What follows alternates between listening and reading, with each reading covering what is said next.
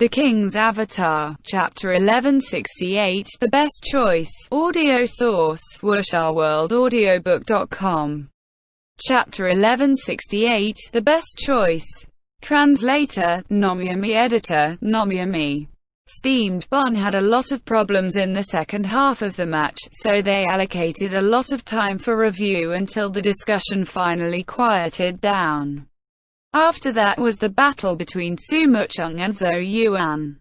Even though it was a victory, and even though Su Mucheng was already a high-level player, they didn't skip this match. No matter how good a player was, there would always be mistakes that exposed flaws during battle. Reviewing matches wasn't just to help improve the person whose battle they were studying, it let everyone learn lessons. At the same time, they could further study the opponent. Thus, no matter whom they fought against, whether they won or lost, review was always beneficial.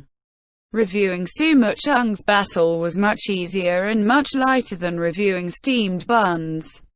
While watching the replay, Su Mucheng herself was able to notice many things about her fighting, and she would then bring them up with everyone to discuss. After the individual round was the group arena, and first up was the battle between Fang Rui and Zhou Guangyi.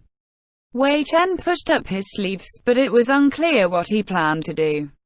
The battle began. Zhou Guangyi's cold seasons reached the center of the map, but Fang Rui's boundless sea wasn't there, so he began to look for him, all the way until the two returned to the center and began to fight.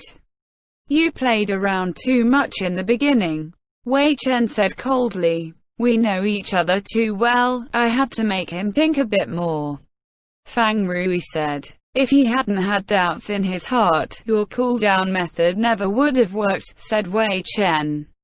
"Right." Fang Rui nodded. In the VOD, Fang Rui was having Boundless Sea play the cooldown method, showing the moment he chi blasted cold seasons. "Not decisive enough." Wei Chen sighed. "Me or him?" Fang Rui asked. "Him," Wei Chen said. "Well, of course," said Fang Rui. "This is the value of my playing around earlier. It's impressive enough that it worked once, but it actually worked twice," Wei Chen said. "You guys don't understand the depth of this match," Fang Rui said. Wei Chen made a disdainful face, but he didn't retort, because Fang Rui spoke the truth. This battle was between two players that understood each other very well. It was more of a psychological contest than one of technical skill. Battles like this couldn't be learned, not even by the most skilled players. Without that personal relationship, you couldn't play these sorts of mental traps. And then, the technical skill was another level on top of the psychological warfare. You couldn't follow normal logic when looking at such a match. In the end, they just found some non-psychological points to look at, and they soon moved on. After that was another one of Fang Rui's battles, now against Yu Feng. In the eyes of the specialists, there were three highlights of the Happy vs. 100 Blossoms match. First was Fang Rui's final Qigong blast in this battle, next was of course Tang Rou's 1v2, and finally in the team battle when they took down Yu Feng's Blossoming Chaos. 100 Blossoms captain Yu Feng was named the most tragic character of this match. In all three of the highlights, he was the victim.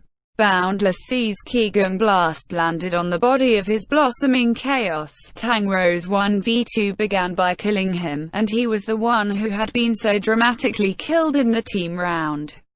One mischievous glory player created a montage of these three highlights, set it to the music of "Why Am I Always the One Who Gets Hurt?" and posted the video online, where it quickly went viral. Yishu of course didn't show this silly video. He selected the proper battle recording and the scene began to unfold before them. Too slow. The recording had barely begun when Wei Chen suddenly let out this shout, startling everyone in the room, even Luo Ji in the laptop screen. Much too slow. Wei Chen continued. Every second after a battle begins is extremely valuable. If you don't get in the right mindset as fast as you can, any small ripple can become the reason for defeat. In the VOD, Fang Rui's Boundless Sea hesitated for about 3 seconds after the match began before he started moving. Everyone stared blankly at Wei Chen.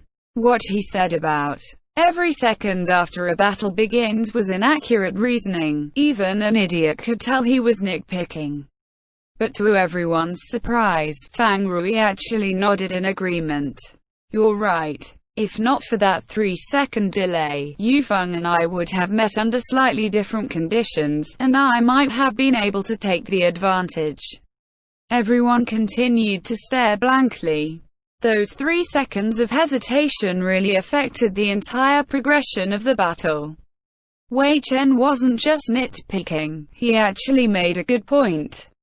In the next moment, Fang Rui turned his head to look at Wei Chen. Didn't I tell you this after the match that day? I was worried you'd forget, so I'm reminding you. Wei Chen said, nodding. The sound of one cough after another filled the room. Even just hearing this, everyone felt awkward, but Wei Chen was as calm as ever. Only Yi Xiu was unaffected. He continued to watch the on-screen maneuvering, zooming out the camera view until both sides were visible, and then he began to zoom in again, finally pausing on one scene. Yeah, right here. Fang Rui pointed on the screen. If I hadn't hesitated for those 3 seconds, then I could have reached that fork there at 2 o'clock. From there, if I could lure blossoming chaos in, then the situation could have been much better. Here, Yi Xiu used the mouse to circle the position. Right, Fang Rui nodded. Right here. Yi Xiu directly switched to a map of life-seeking path and began to study it. What if Yu Feng circled around in the 10 o'clock direction? Su Mucheng asked. With his speed, he couldn't catch up. Oh. Fang Rui slapped his forehead. I'm using Boundless Sea right now, not Demon Subduer. So he still could have gotten you, said Su Mucheng. Yeah. Fang Rui nodded, but he was still studying the map intently, trying to think of another way. What about here? Yi Xiu circled another position on the map. There, if Yu Feng took the path to the right, they would meet face to face. If prepared, Fang Rui could still maintain 3 steps of distance, but that's still in the attack range of a berserker. Whether or not he could actually break through an attack would depend on the exact conditions. Wei Chen now began to give serious analysis. But even if he broke through, wouldn't the distance to the next fork be enough to escape? Said Su Mucheng. If Qi Flowing Cloud were activated, yeah. Quote. This time Fang Rui didn't mistake the character. What if Yu Feng used triple slash? Said Su Mucheng. He'd have to predict my move first. Fang Rui said. The rookies listened quietly. For this kind of discussion, they would sometimes speak up, but most of the time their views and awareness couldn't keep up. Every time they went through this review and study, everyone would notice many things. The ones fighting were Fang Rui and Yu Feng, but they could imagine putting themselves and their own characters in one of those positions, and figure out how they would act in such a situation. Through analysis, they could reach an analogous answer. Boundless Sea could activate Qi Flowing Cloud, Berserker could use triple slash, and other classes would have their own ways of boosting their movement speed here. Just looking at a 3-second hesitation brought forth analysis of so many potential changes. WuxaWorldAudio.com. But everyone also understood that all of these situations had to be addressed on a case-by-case basis. The important thing wasn't being early or late by 3 seconds, the important thing was realizing and studying these changes.